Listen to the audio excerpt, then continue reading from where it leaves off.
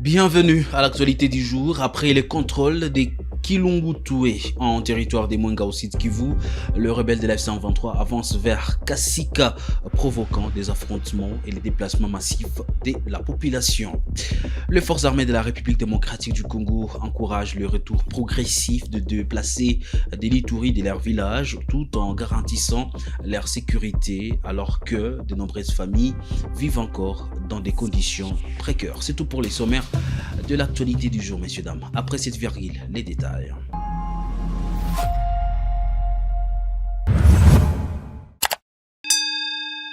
C'est pour la première fois de suivre Kivu Morning Post. Commencez par vous abonner après les contrôles de Kilungutue, Kalama et Mutongo dans les territoires de Mwenga.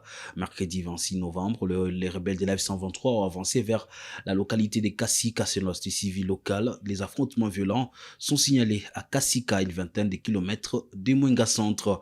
Le rebelle chercherait à progresser vers Mwenga Centre et Kamituga, malgré les cessez-le-feu signés dans l'accord de Doha, indique la société civile. L'armée congolaise et Wazalendo, armée burundaise, tentent de stopper l'avancée des rebelles qui a provoqué un déplacement massif de la population. Il y a eu des tirs, vraiment des tirs des armes lourdes au niveau de...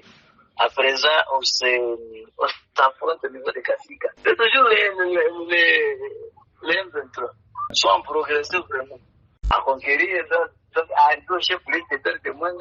Et par après, conquérir et occuper la ville de Kamituga. Et on ne sait pas si, ils vont continuer jusqu'à Kitu. Je ne sais pas leur agenda, mais c'est ça leur mission. Donc, Kasika, c'est le chef-lieu de la sécurité de ville. Kasika, Mwenga, c'est au moins 23-27 km. Alors, la population s'est déplacée. Les 20 se sont déplacés à chefferie de Basile, précisément groupement de Balobola, axe Banamoche. Les autres prennent la direction vers ici à Mwenga et peut-être à Kamituga.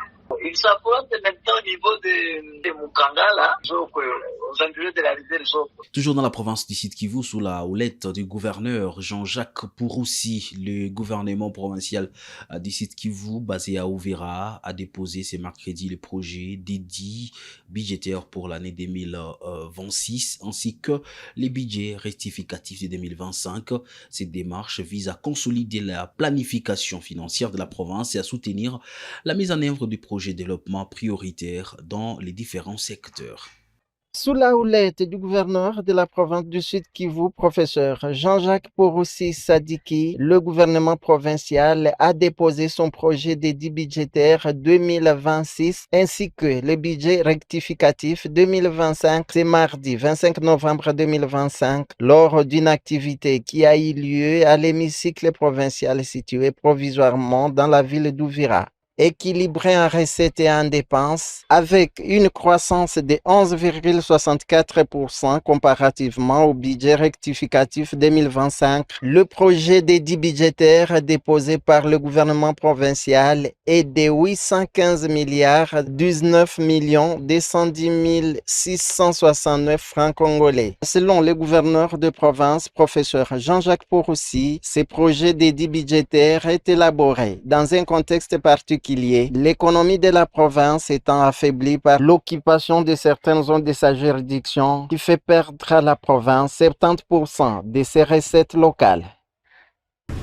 Malgré les défis, en dépit du fait que le Rwanda, appuyant le M23, nous a pris une partie de quelques territoires, une partie de la ville de Bukavu, nous sommes ravis de dire qu'en dépit de ces défis, le président de la République, chef de l'État, Félix Antoine Tshisekedi Tshilombo, ainsi que l'ensemble du gouvernement ont pu mettre en place des mécanismes et des moyens nécessaires pour que la paix, la sécurité, la stabilité reviennent, que ce soit des moyens diplomatiques, des efforts diplomatiques, mais aussi politiques et militaires. Nous sommes dans cette dynamique, c'est grâce à cette paix, à cette stabilité, à ces efforts du président de la République que nous nous retrouvons ici aujourd'hui, que nous avons pu déposer le budget rectificatif pour 2025, ainsi que le budget provincial pour 2026. Nous devons dire ici que ce budget comprend les 4 villes de la province du Sud Kivu, à savoir la ville de Bukavu, la ville de Vira, la ville de Kamituga et la ville de Baraka. mais aussi les 8 territoires, à savoir Fizi, Mwenga, Shabunda, Uvira, mais aussi Walungu, Idui, Kalehe et Kabare. Donc on n'a oublié personne. Et donc les 8 territoires et les 4 villes de Bukavu sont couverts par ce budget qui est un budget réaliste. En dépit du fait que le M23, le Rwanda à travers le M23 nous pille plus de 82% des recettes de la province par rapport aux zones qu'ils occupent, eh bien les efforts sont là, la résilience, la résistance est là.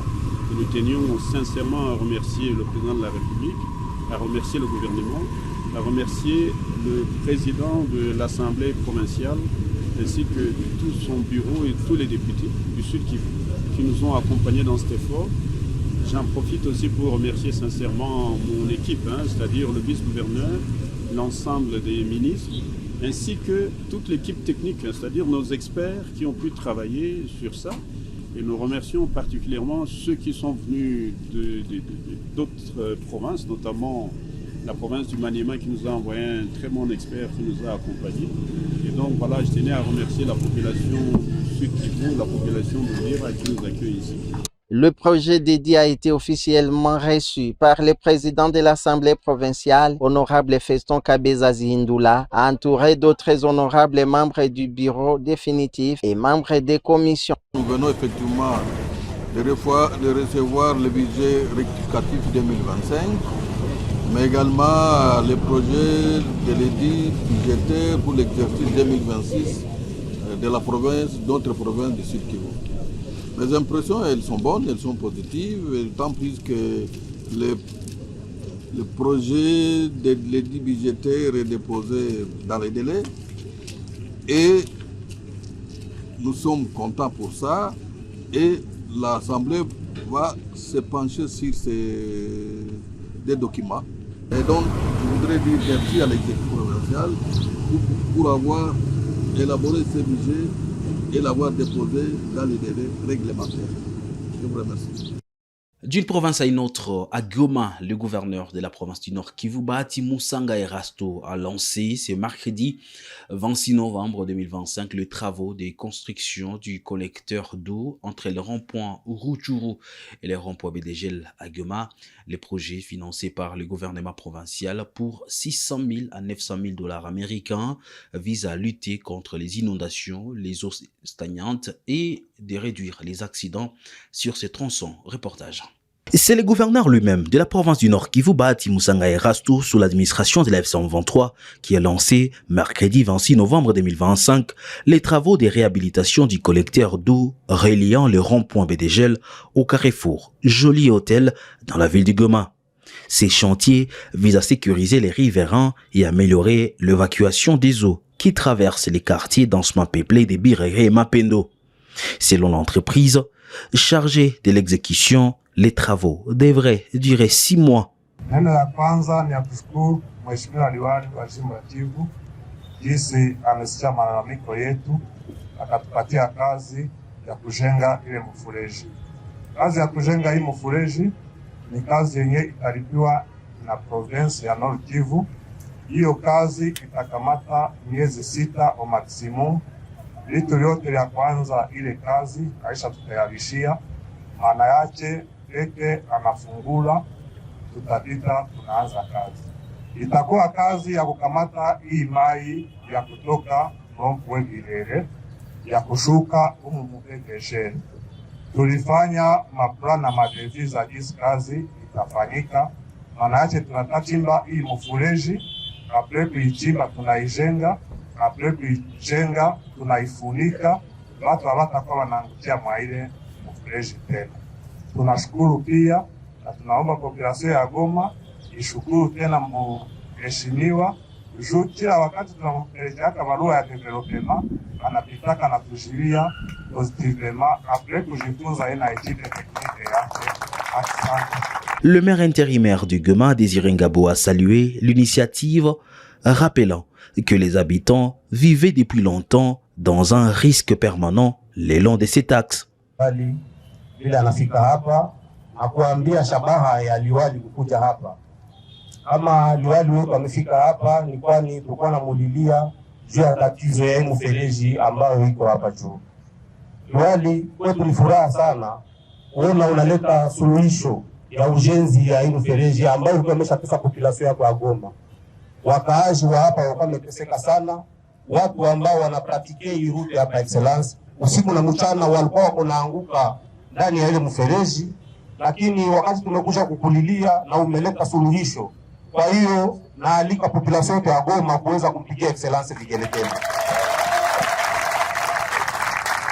Excellence, tutaendelea kushukuru paske depuis que tuko hapa ndani ya mji wa Goma, non seulement umeweza kuleta amani ndani ya mji wa Goma, population yako inaanza sinzia, watu wanaanza tembea usiku na mchana, na kila mara wakati tunakuletea shida, wakati tunakuletea malalamiko ya population yako excellence, unaweza kuapporter ma solution, na hiyo ni kitu ambayo tunakushukuru sana. Kwa hiyo tunaomba waweze kupigia vigelegele.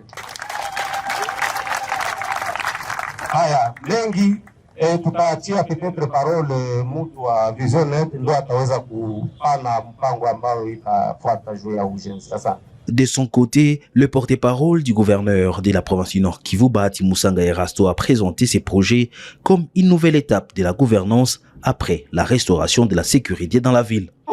De travaux de la construction de ces caniveaux qui se trouvent ici maintenant à Birere. Le gouverneur de province, dans le programme du développement de la ville et de la province Nord Kivu, est venu lancer ces travaux. Aujourd'hui, c'était la pose de la première pierre. Et il faut préciser que le financement est à 100% au compte du gouvernement provincial. Donc, pour dire que c'est le gouvernement provincial du Nord Kivu qui finance ces travaux à 100%. Et ça, c'est la politique de l'AFC M23. Ce n'est pas les dons, ce n'est pas non plus l'intervention de la Banque mondiale ou des organisations internationales. C'est l'AFC M23 à travers le gouvernement provincial. Non, il faut préciser que ce sont les taxes, bien sûr, parce que les taxes ont un caractère de redevabilité ou de rendre compte. Parce que les taxes, quand elles sont perçues, c'est pour développer et c'est pour payer les fonctionnaires. Et voilà que les taxes sont en train de faire maintenant le travail, contrairement au régime passé. Parce que le régime de Félix Tshisekedi, les taxes servaient aux autorités ou aux politiciens. Et ces taxes étaient détournées. Mais aujourd'hui, les taxes sont en train de faire le travail. Les taxes sont en train de construire des routes. Les taxes sont en train de rendre la vie encore meilleure pour la population du Nord Kivu. Et c'est ça la force de l'AFC M23. À l'issue du lancement officiel, l'autorité provinciale a effectué une visite sur les tracés du collecteur, puis a parcouru le centre commercial de Birere jusqu'à la Petite Barrière, échangeant avec les habitants et les commerçants sur les difficultés rencontrées dans la zone. Le gouverneur a appelé la population à coopérer pour faciliter l'avancement des travaux. Après les années de guerre et des souffrances, le vivre ensemble est indispensable pour permettre le développement de la province, a-t-il déclaré. Les forces armées de la RDC appellent le déplacé de l'Ituri à revenir progressivement dans leur village d'origine, comme je l'ai dit au sommaire, assurant leur protection alors que des milliers de familles vivent encore dans des conditions précaires dans les territoires du Djougou, Irumu, Mahagi et Bunia. Détail avec Rachidi Koudra depuis Bunia. Selon les porte-parole de l'armée, la présence prolongée dans les camps des déplacés devient préoccupante, car certains groupes armés, notamment la Convention pour la Révolution populaire CRP, exploiteraient ces sites comme couverture pour échapper aux opérations militaires. Les maintien des civils dans les camps les expose à des risques. L'armée a désormais une forte présence dans les zones libérées et assure des mesures de sécurité pour accompagner les retours, a-t-il déclaré. L'armée invite donc les familles à regagner leurs terres tout en rassurant sur les dispositifs de protection mis en place pour garantir leur sécurité. Cet appel intervient alors que des milliers de déplacés vivent encore dans des conditions précaires dans les territoires de Djougou, Irumu, Mahagi et Bunia. Le soutien des autorités provinciales et des partenaires humanitaires est essentiel pour faciliter les retours, notamment à travers la réhabilitation des infrastructures de base et la fourniture d'une aide adaptée. Rachid Koudra depuis Bunia pour Kivu Morning Post. Lors de la plénière du 25 novembre 2025 à l'Assemblée nationale, le député Patrick Mounyomo a contribué à l'examen et l'adoption de propositions de loi sur le nouveau code de la route et la création de la profession d'huissier de justice. Le Lydé Goma a recommandé la création d'une agence congolaise de la sécurité routière, l'intégration du code de la route dans l'enseignement national et a proposé que le huissier de justice ne dispose pas du droit de port d'armes. Honorable Président,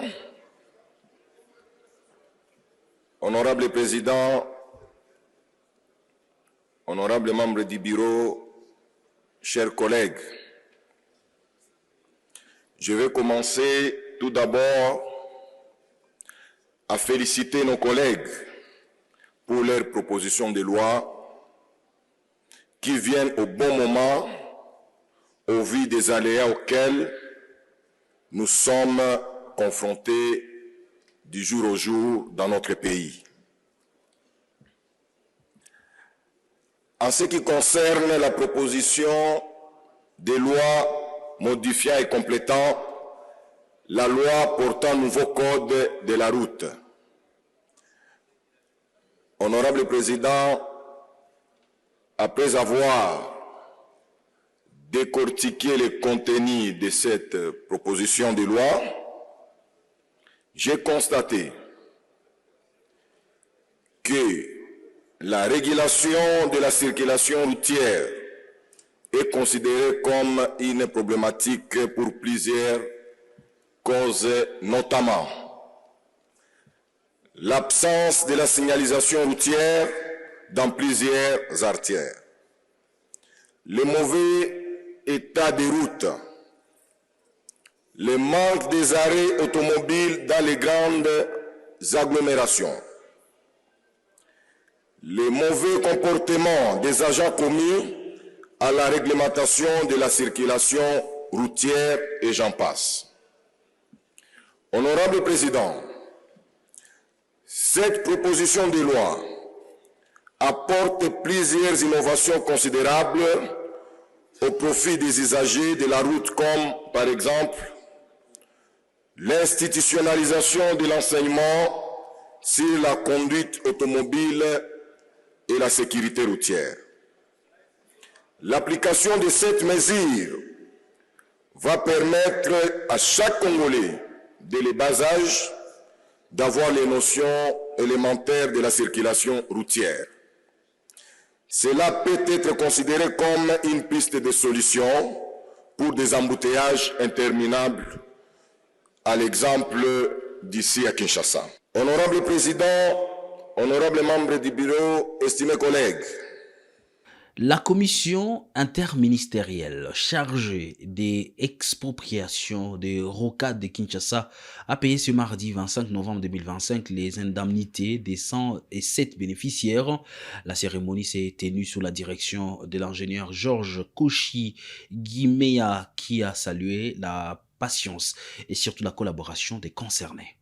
Pour ce deuxième lot qui prévoyait 417 paiements, 105 viennent de toucher leur chèque des mains de la commission interministérielle ce mardi 25 novembre 2025, portant le nombre total des dossiers clôturés à 200 sur les 3442 recensés. Cet aboutissement heureux qui va permettre au projet d'avancer à la faveur de la libération complète des emprises est ici salué par le coordonnateur de la commission qui sollicite l'indulgence des personnes non encore payées. J'ai lu dans les réseaux sociaux que c'était du mensonge et qu'on les remenait en bateau.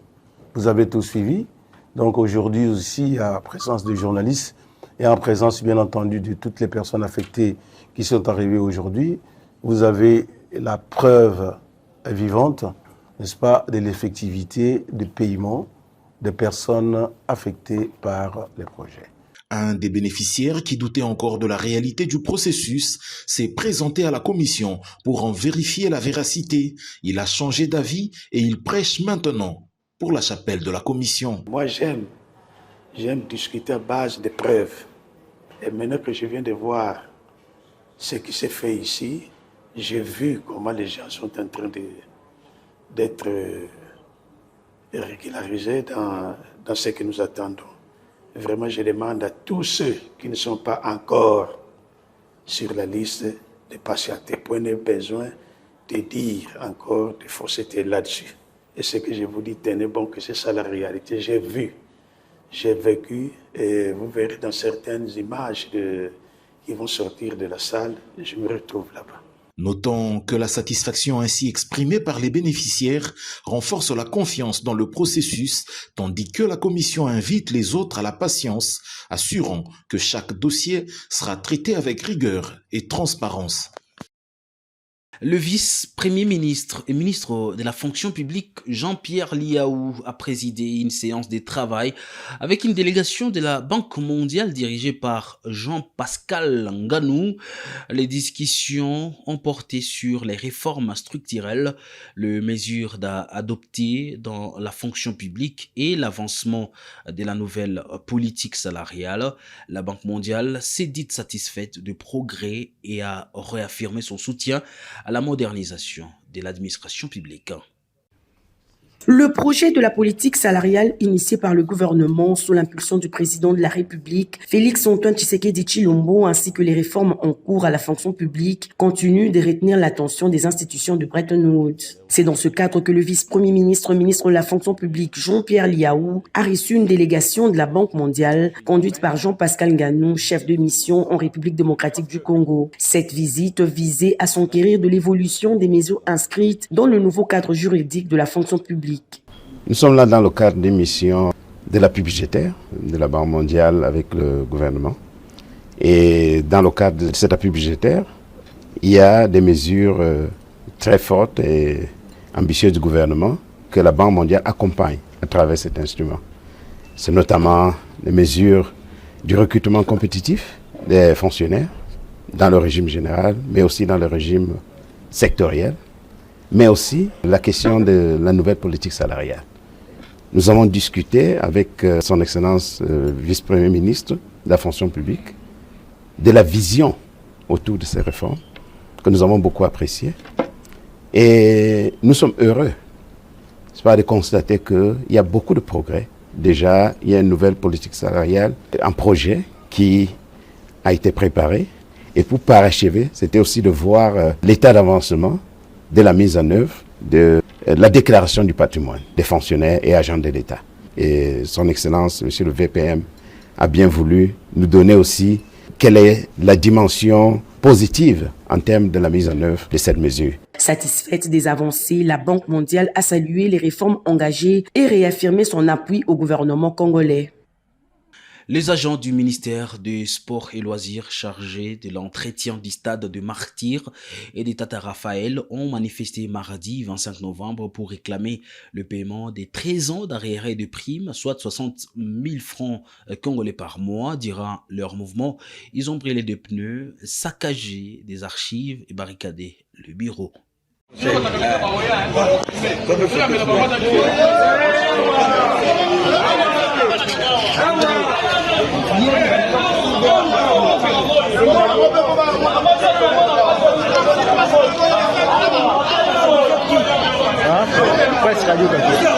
Radio Kapi.